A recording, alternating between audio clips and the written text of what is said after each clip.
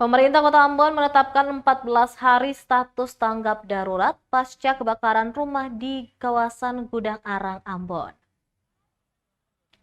Pemerintah Kota Ambon menetapkan 14 hari tanggap darurat pasca kebakaran di Gudang Arang, Kelurahan Benteng, Kecamatan Nusaniwe, Kota Ambon. Masa penanganan darurat itu ditetapkan saat penjabat Wali Kota Ambon, Bodewi Nwatimena, didampingi Sekretaris Kota Ambon Agus Ririmase serta sejumlah organisasi perangkat daerah lingkup pemerintah kota melakukan peninjauan di lokasi. Selama 14 hari itu, pemerintah kota akan memfasilitasi dan memberikan bantuan sepenuhnya kepada para pengungsi. Penanganan pengungsi itu sesuai prosedur bencana yang ditetapkan. Dijelaskan untuk kepemilikan rumah sah, pemerintah kota akan memberikan dana stimulan sebanyak 15 juta rupiah sesuai aturan. Selain itu, memberikan alat masak dan makanan pokok.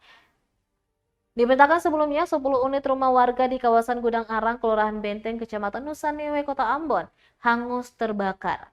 Awal mula kebakaran terjadi sekitar pukul 5 pagi hari, Minggu 29 Oktober 2023.